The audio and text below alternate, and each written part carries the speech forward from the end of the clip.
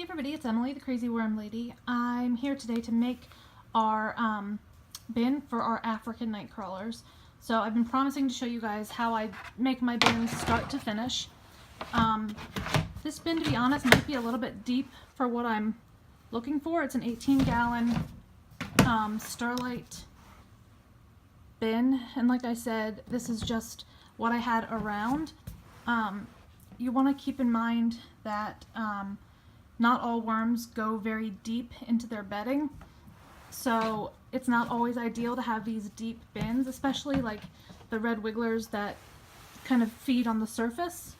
Pop this off. Feed on the surface. They don't need very deep bins. So kind of whatever your goal is would be the size of the bin. I had some gardening supplies in here, so a little bit of dirt in the bottom. But I want my worms to reproduce for me. I want to use some of these worms for fishing bait, so I decided that the larger surface area would work out well for me. So the first thing I do is I decide on what size bin I want. You can always use a shallower bin. I've used 10-gallon totes. I would recommend, if you're using a large tote like this, make sure you have a spot for it where you're not going to have to move it very often because it gets very, very heavy. So right now, currently, I have 10-gallon totes and 18-gallon totes going. So we're going to drill some holes in this and add our worms to it. Okay guys, for drilling my holes, I use just this cheap drill I got. I'm not much of a handy person, so we don't have a whole lot of tools in the house. But this is a 1/4 inch drill bit. I use this for all the holes in my bins. So because this bin is so deep, I'm going to, I think, do 2 rows of holes all the way across to each side and on these ends over here.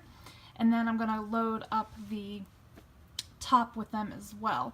So let's get some of these holes drilled and I will show you what to do from there. Okay, so as you can see, I just eyeballed this and did holes all the way around the side. I think it's about 13 on each end here, and I don't know, 16 or 18 on either side. After you drill those holes, you will have lots of pieces of plastic. Make sure you take those out before you put your bedding in because they won't break down. But as far as the lid, some people choose to keep a lid on their bins, some people don't. I kind of do half and half. Sometimes I do leave my lids on and other times I don't, kind of depending on the moisture level in the bin. So I am going to drill a good number of holes on the lid here as well. Okay guys, so I again just eyeballed the lid, did a whole bunch of holes in here as well. As I said, some people will cut holes out and place screen over for the adequate aeration, or just put a ton of these holes. If you wind up still having too much moisture in your bin, or your worms are trying to escape, you can always just leave the lid off. These holes aren't going to hurt anything. So that is what I do to make my bins. Now I'm going to get together some bedding and show you how we fill up the bin. Okay guys, when it comes to bedding, you have quite a few options. The easiest source for me has always been cardboard. I run through my cross-cut shredder. I get a lot of packages from Amazon. I have access to some boxes from a retailer local to me, so I use a lot of that. But I also use egg crates. You can tear them up. They hold a lot of moisture. These work really well also. Then there's newspaper, newsprint. You always want to make sure that these glossy ads like this, you can see it shining, pull those out. Don't break down quite as easily, but any sort of newsprint works as well. Then toilet paper and paper towel rolls. You know, again, another source of cardboard, but they work as well. And some other sources that I don't use because they're not necessarily easy for me. is manure. Some people use aged horse or cow manure, as well as peat moss and coconut coir. I do have coconut coir. I use it for my seed starting mixes, so I don't typically use a whole lot of that, but it is definitely an option for you. And with peat moss, it's not as much of a renewable resource, so a lot of people advise against using that. So, you know, personally I don't use it, but if you do, you want to keep in mind that peat can be a little bit acidic, so you need to make sure you put plenty of buffer into your system, such as crushed eggshell or organic lime. Okay, so I decided that I'm going to use a mix of newspaper and shredded cardboard, as well as some egg crates in this, and we already have the African night crawlers living in some coconut coir, so that'll be added as well. So we'll kind of use a mix and we will see how they like it. So you can see that shredded paper that I put in here is not very deep at all, maybe about 3 or 4 inches. So I'm going to throw some egg crates on top and see how much that fills us up. Okay guys, so I shredded up 3 egg crates in here on top of our shredded cardboard, and I decided I'm going to add another bucket full of this shredded cardboard because it just doesn't seem deep enough. So let me dump this in.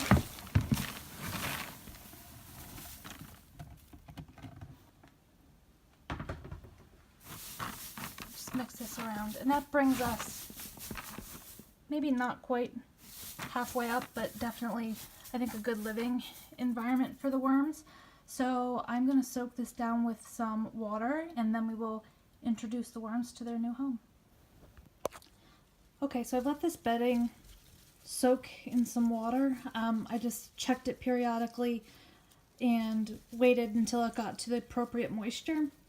I do that by taking out some bedding and squeezing it, and you just want to get a few drops out. You don't want it to be saturated. You don't want there to be any standing water, and there is not. So this is a pretty good moisture level, so I think we are ready to dump in our African night crawlers.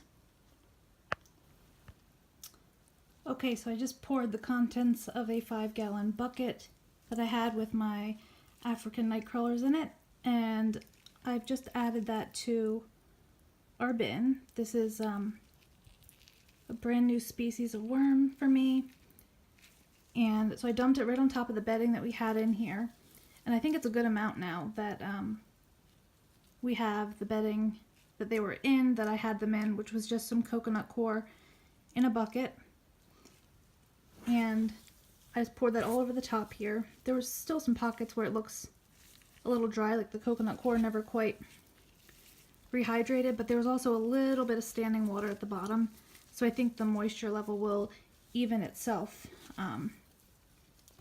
out in the next day or two. But with these worms, you want to make sure they have enough bedding, and if you're starting fresh without anything else, you'd want to also supply something for your worms to eat. My worms had some baby bell peppers and some tomatoes from my indoor garden that I threw in here. I had these paper towels covering up the bucket. I left the lid off because I don't have any holes in the bucket that I dumped in here. But overall, I think this is going to be great. I'm not going to mix this in too much with what's beneath it, because these guys are pretty good at mixing the soil themselves. They prefer to live a little bit deeper in the soil anyway. So I feel certain they're going to go right on down to the bottom and start making some work of it. But here's one of the bell peppers, I believe. Oh no, just another piece of coconut coir. Felt like a bell pepper. trying to find some of that for you guys. I don't know where it went when I dumped it in here.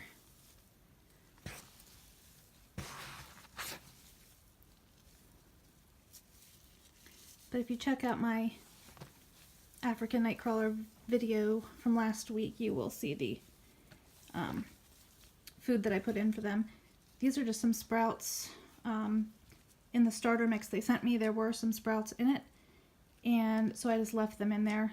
They will die off and turn into food for the worms, but I'm really excited to finally get these guys into their new home. We can start watching them lay cocoons and get much larger. Surface area is important for that, and since this bin has much more surface area than this small 5-gallon bucket I had, I think they're gonna get really big. So I hope you guys have an excellent night, and let me know what you think.